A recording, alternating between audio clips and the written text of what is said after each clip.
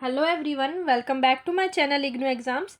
आज मैं आपके साथ शेयर कर रही हूँ BEGS 183 का प्रीवियस ईयर क्वेश्चन पेपर, जो कि है हमारे पास जून 2022 सेशन का राइटिंग एंड स्टडी स्किल्स। मैं इसमें आपको क्वेश्चंस बताऊंगी और उनके आंसर्स भी समझाने की कोशिश करूंगी। तो चलिए स्टार्ट करते हैं हम। क्वेश्चन नंबर फर्स्ट है हमारे पास, answer any 3 of the following in around 100 words each. इसमें कुछ क्वेश्चंस दिए गए हैं आपको फर्स्ट क्वेश्चन के अंदर। उनमें से आपको सिर्फ 3 क्वेश्चंस का आंसर लिखना है और मिनिमम 100 वर्ड्स लिखने ही लिखने हैं। ठीक है।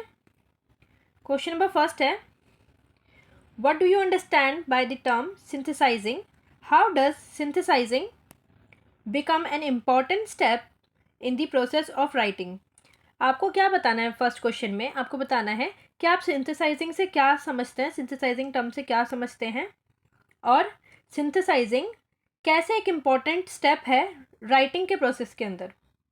ठीक है, स्टार्ट करते हैं answer. Synthesizing is the process of combining different sources of information to create a new understanding और idea. Synthesizing एक प्रोसेस है जिसमें आप डिफरेंट टाइप के सोर्सेज से कोई इन्फॉर्मेशन को इकट्ठा करते हो और एक नया ही अंडरस्टैंडिंग बना लेते हो उस सोर्स को, उस सारी इन्फॉर्मेशन को मिलाकर, या एक नया आइडिया क्रिएट कर लेते हो। It's a putting together a puzzles with different pieces from different boxes to create a new picture. इसका एग्जाम्पल आप देख लेते हैं। जैसे कि आप कोई पज़ल बना रहे हैं, तो पज़ल बनाने के लिए आप डिफरेंट टाइप के पीसेस लेते हैं पज़ल के लिए, और उसकी एक नई ही न्यू पिक्चर बन जाती है आपके आगे। तो ऐसे ही सिंथेसाइजिंग प्रोसेस है कि आप डिफरेंट सोर्सेज से कोई भी एक टॉपिक के लिए डिफरेंट सोर्सेज से आप इंफॉर्मेशन इकट्ठा कर रहे हो और उसका नया ही क्रिएटर बना रहे हो, नई अंडरस्टैंडिंग क्रिएट कर रहे हो अपने माइंड में। ठीक है। In writing, synthesizing become an important step because it allows you to create something new from existing information. Writing के अंदर सिंथेसाइजिंग एक इम्पॉर्टेंट स्टेप बन जाता है क्योंकि आप कुछ नया क्रिएट कर लेते हो जो कि आपके पास पहले से इन्फॉर्मेशन है, उस इन्फॉर्मेशन से आप कुछ न्यू इन्फॉर्मेशन क्रिएट कर रहे हो। इसीलिए सिंथेसाइजिंग एक इम्पॉर्टेंट स्टेप है राइटिंग के अंदर।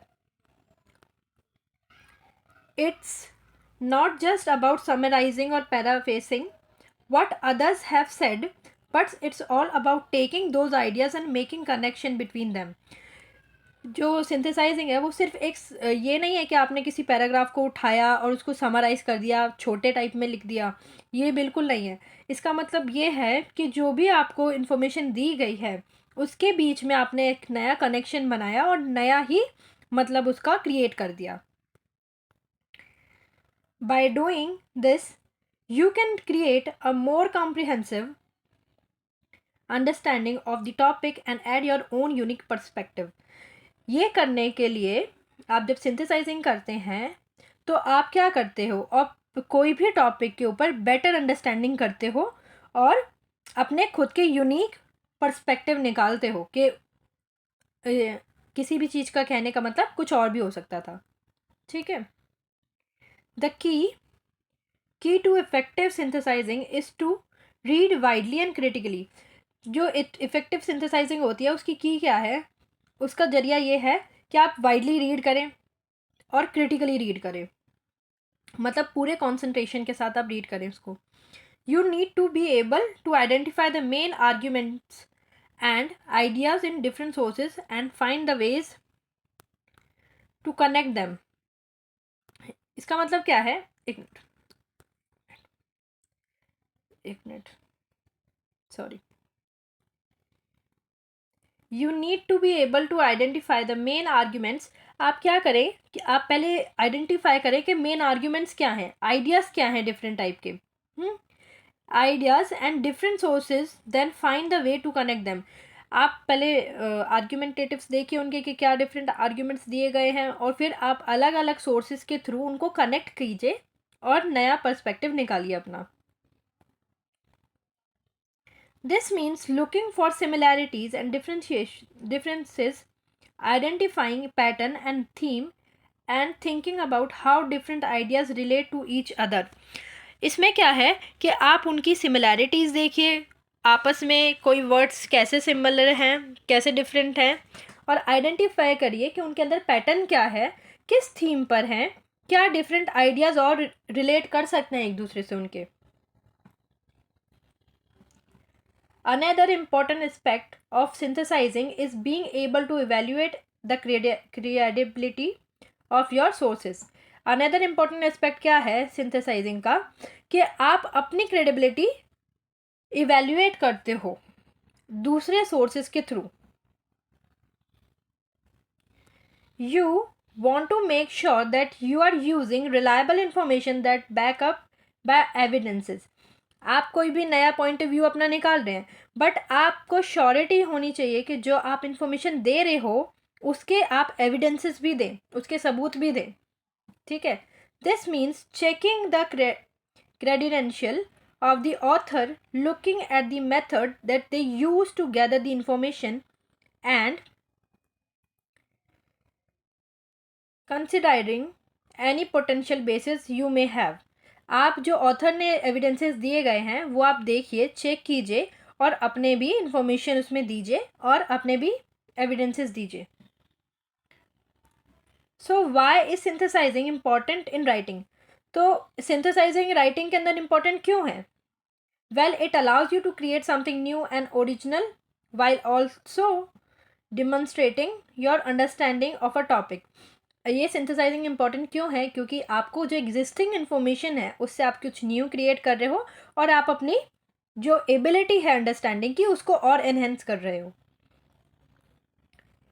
It shows that you have done your research and that you are able to think critically and about the information you have gathered. ये क्या शो करता है कि आप रिसर्चेस कर रहे हो उसके बारे में और अपनी जो थिंकिंग कैपेसिटी है उसको बढ़ा रहे हो, न्यू इन्फॉर्मेशन को गैदर कर रहे हो। In conclusion, synthesizing is the process of combining different sources of information to create a new understanding और idea. Conclusion क्या है कि जो synthesizing process है उसमें आप different sources से different type के information को combine करके new understanding और idea को create कर रहे हो। It's an important step in writing process because it's allow you to create new something new and demonstrate your understanding on the topic. Remember to read widely and critically, evaluate your sources and make connection between the different ideas. आप याद रखें कि आप जो भी पढ़ें वो widely पढ़ें, ध्यान से पढ़ें, इवेल्युएट करें और जो भी आपने डिफरेंट सोर्सेज से इंफॉर्मेशन लिया उनको एक कनेक्शन में बनाएं। क्वेश्चन नंबर फर्स्ट हमारा कंप्लीट हो गया। क्वेश्चन नंबर सेकंड देख लेते हैं। क्वेश्चन नंबर सेकंड है, how is expository writing different from argumentative writing? Give example of both. जो expository writing है वो argumentative writing से कैसे डिफरेंट है ये हमें लिखना है और दोनों के एग्जाम्पल्स देने हैं, ठीक है। आंसर देख लेते हैं। Expository writing and argumentative writings are two distinct style of writing that serve different purpose. जो ये एक्सपोसेटरी और आर्ग्यूमेंटेटिव राइटिंग है वो दो डिफरेंट स्टाइल की राइटिंग्स हैं और डिफरेंट पर्पस के लिए यूज़ की जाती हैं। एक्सपोसेटरी राइटिंग एम्स टू एक्सप्लेन और inform the reader about the particular topic, whereas argumentative writing aim to persuade the reader to adopt a particular point of view. जो एक्सपोसेटरी राइटिंग होती है वो इन्फॉर्म करती है कोई भी पर्टिकुलर टॉपिक के बारे में, सिर्फ इन्फॉर्मेशन दे रही है वो हमें। पर जो आर्ग्यूमेंटेटिव राइटिंग होती है उसका एम होता है कि हम अपना कोई पॉइंट ऑफ व्यू निकाल सकें उसके लिए। जैसे किसी भी ऑथर ने आपको कुछ भी बताया, आप उसका विश्वास ना करके या उस पर भी विश्वास करके अपना एक अलग पॉइंट ऑफ व्यू दें, उससे आर्ग्यूमेंट करें। Let's take an example of expository writing. Expository writing का एक एग्जाम्पल देख लेते हैं। A news article that explain the causes and effects of climate change is an example of expository writing.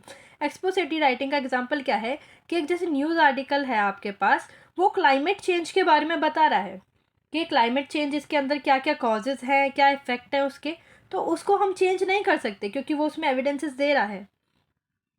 ठीक है, तो ये एक एक्सपोजिटरी राइटिंग का एग्जांपल हो गया। The writer provides fact figures and evidences to inform the readers about the topic.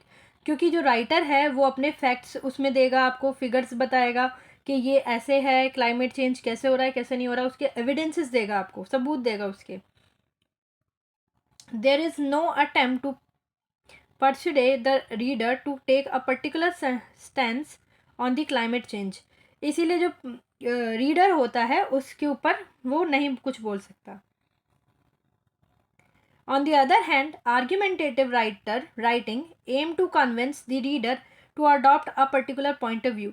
But जो argumentative writing होती है उसका एम होता है कि वो रीडर को, जो रीड कर रहा है उस पैराग्राफ को, वो अपना एक अलग पॉइंट ऑफ व्यू निकाल सके। For instance, an op-ed piece that argues a stricter gun control law in an example of argumentative writing। Argumentative का एग्जाम्पल है कि आप किसी भी एक पॉइंट ऑफ व्यू पे कुछ बता रहे हैं, कोई पैराग्राफ दे रहे हैं, जैसे कि एक ओपेड पीस है, वो आर्ग्यू कर रहा है कंट्रोल लॉ के लिए, ठीक है, तो वो उसके लिए अपने एविडेंसेस देगा, अपने पॉइंट ऑफ व्यू बताएगा, आर्ग्यूमेंट करेगा उनसे, तो आर्ग्यूमेंटेटिव रीडर राइटिंग है वो। The writer presents evidences and arguments in support of their position and attempts to persuade the reader to agree them with them।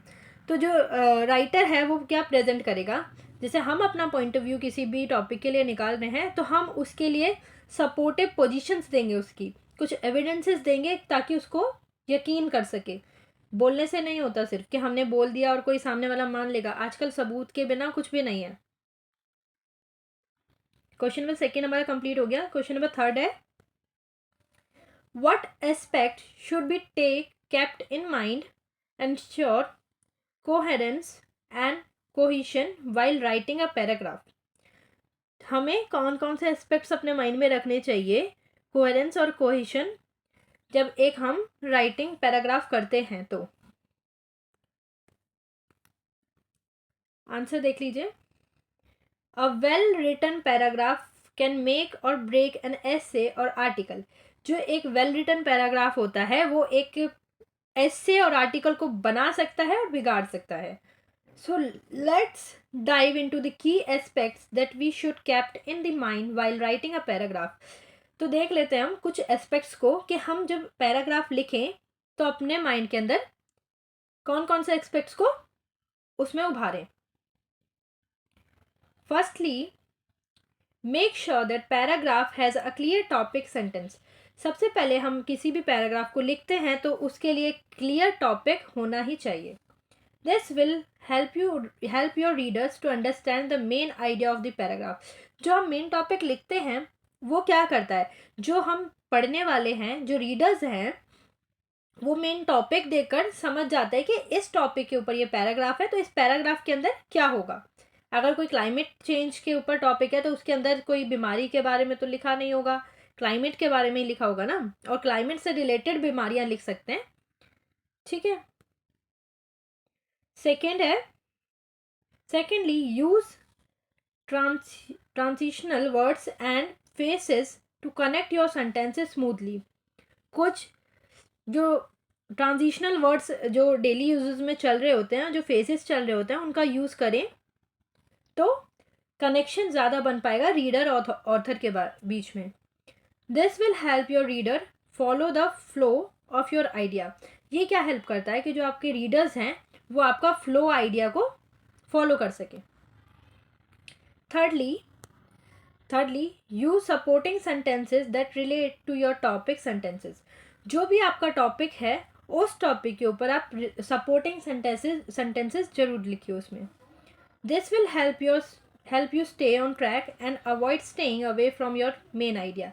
ये आपको हेल्प करेगा कि आप एक ट्रैक पर ही बने रहें और अपने जो आइडिया लिया है टॉपिक लिखने का, जिस भी टॉपिक पर, उस टॉपिक से आप बाहर ना निकलें। Fourthly, use example and evidences to support your main idea. Fourthly आप क्या करें कि उसमें कुछ एग्जाम्पल दें जो कि आपके आइडिया को सपोर्ट कर सके और सबूत दें, एविडेंसेस दें। This will make sure your paragraph more convenience and interesting. ये क्या करेगा, आपके पैराग्राफ को कन्विंसिंग बनाएगा कि लोग उस पर विश्वास कर सकेंगे, और इंटरेस्टिंग भी बनाएगा। Lastly, make sure that your paragraph has a concluding sentence that summarize the main idea of your paragraph. Last में क्या है, आप उसका जो भी आपने पैराग्राफ लिखा है उसका एक कंक्लूजन जरूर निकालें कि उसके प्रभाव क्या हो सकते हैं। ठीक है, this will help your readers to understand the purpose of your paragraph. इस ये करने से क्या होगा, जो आपके रीडर्स हैं वो आपका पर्पस समझेंगे कि आपका ये पैराग्राफ लिखने का क्या पर्पस था। So, these are the key aspects that we should kept in the mind while writing a paragraph. ये कुछ key aspects थे जो हमको अपने दिमाग में रखने चाहिए एक पैराग्राफ लिखते time. Remember to always stay on the topic. सबसे पहला क्या है कि आप अपने टॉपिक पर रहें। Use ट्रांजिशनल वर्ड्स को यूज़ करें और फ्रेसेस को यूज़ करें, जैसे कि मुहावरे हो गए या जो भी डेली यूजेस में वर्ड्स उस अकॉर्डिंग चल रहे हैं। सपोर्ट योर आइडियाज़, अपने आइडिया को सपोर्ट करने के लिए कुछ एविडेंसेस डालें उसमें। लास्ट में उसको समराइज करें और उसका एक कंक्लूजन निकाल के दें। तो ये कुछ की पॉइंट्स थे एक पैराग्राफ लिखने के। क्वेश्चन नंबर 3 हमारा कंप्लीट हुआ। क्वेश्चन नंबर 4 से हम नेक्स्ट वीडियो में स्टार्ट करेंगे, क्योंकि ये बहुत लेंदी वीडियो हो जाएगा। आपको पसंद आया होगा तो like share subscribe. Thank you.